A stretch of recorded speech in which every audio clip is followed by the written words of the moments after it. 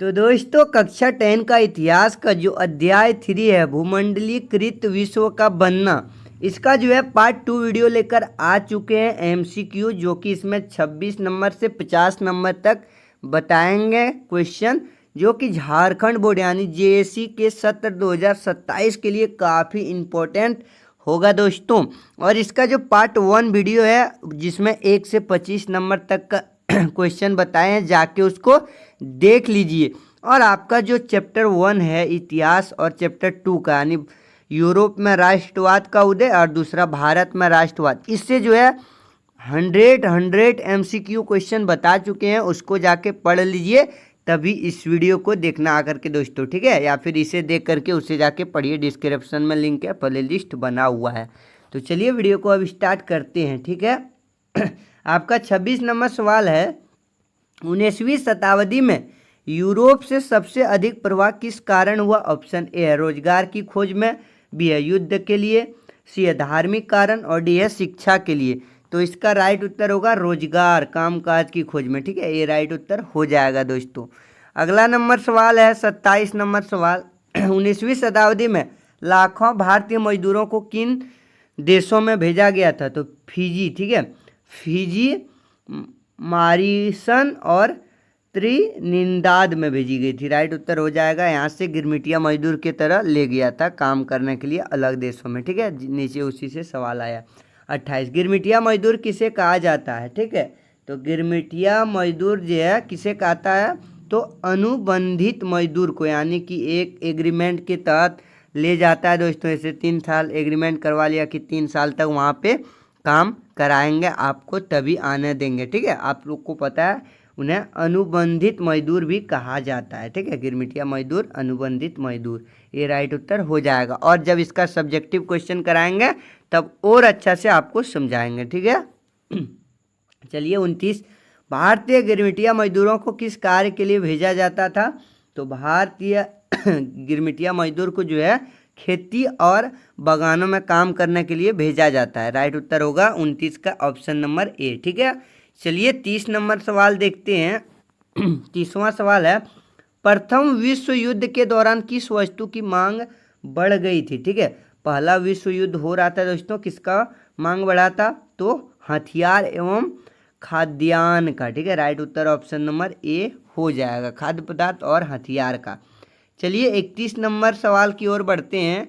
31 सवाल है, महामंदी की शुरुआत किस घटना से मानी जाती है? तो शेयर बाजार का गिरना, ठीक है दोस्तों। अगर अभी भी शेयर बाजार, भारतीय शेयर बाजार या फिर किसी भी देश का शेयर बाजार गिरने लगेगा तो मंदी की शुरुआत हो जाएगा, ठीक है दोस्तों। तो उस समय भी शेयर बाजार का गिरना था महामंदी के कारण।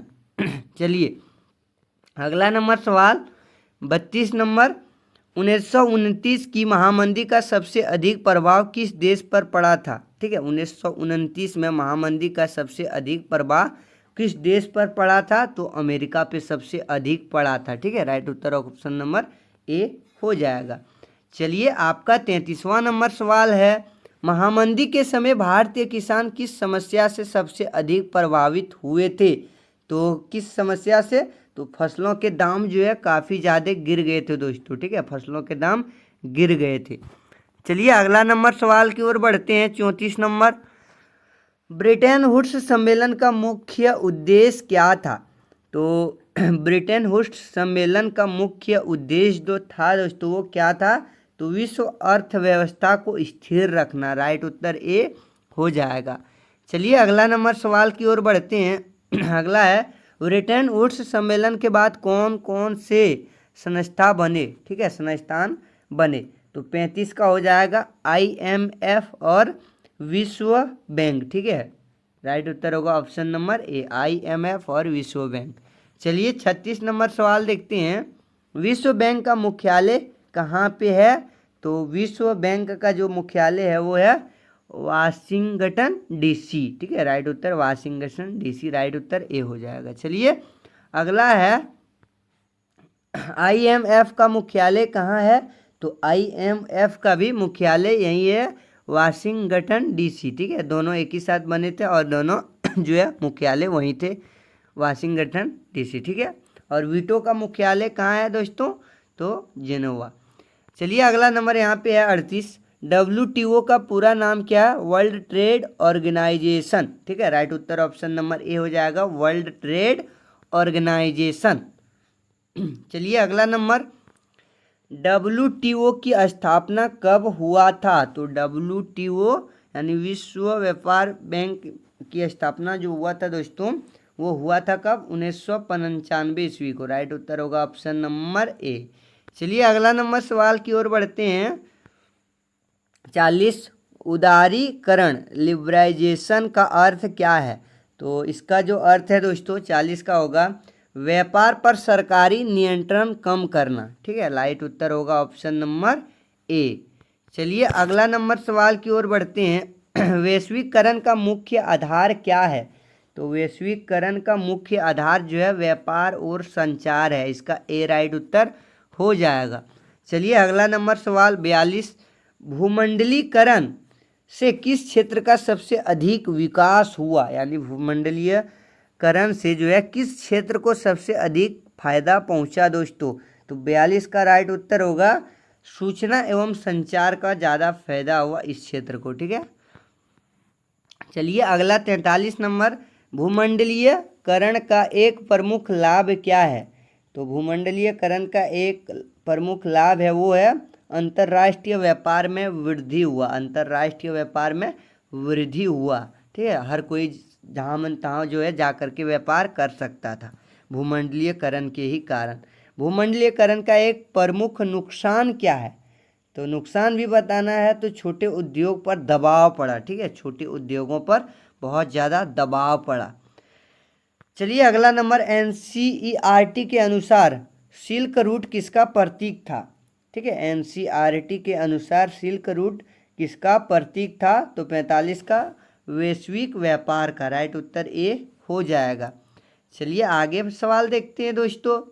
यहाँ पे 46 नंबर सवाल है, भारतीय अर्थव्यवस्था में वैश्वीकरण का प्रभाव किस प्रकार पड़ा? तो भारतीय अर्थव्यवस्था में वैश्वीकरण का प्रभाव जो पड़ा वो किस किस में पड़ा? तो कृषि में पड़ा, उद्योग में पड़ा और सेवा क्षेत्र में भी पड़ा। इसका राइट उत्तर ए हो जाएगा।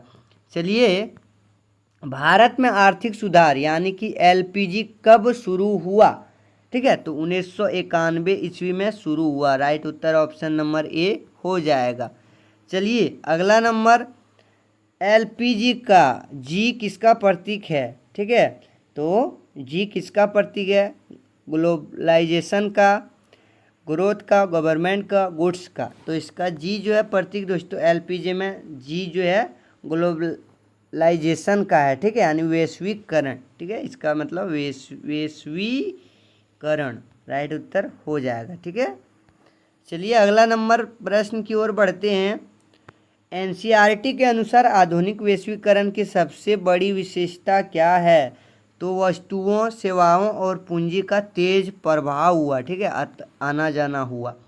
अगला नंबर और लास्ट सवाल है, भूमंडलीकृत विश्व का बनना अध्याय का मुख्य विषय क्या है? तो वैश्वीकरण, विकास और प्रभाव। वैश्वीकरण का विकास और प्रभाव पड़ा। ठीक है, इस चैप्टर का। तो अगला वीडियो में जो है सिर्फ एक ही अब पार्ट आएगा 3, उसमें 50 क्वेश्चन बता देंगे दोस्तों VVI। इसलिए अगला पार्ट तक आने के लिए इस चैनल को सब्सक्राइब कर लीजिए, जैसे ही आएगा आपके पास तुरंत पहुंच जाएगा। और हाँ, अगर वीडियो अच्छा लगा तो लाइक कर दीजिए, हमें भी मोटिवेशन मिलेगा। तो चलिए मिलते हैं फिर अगले वीडियो में, तब तक के लिए धन्यवाद।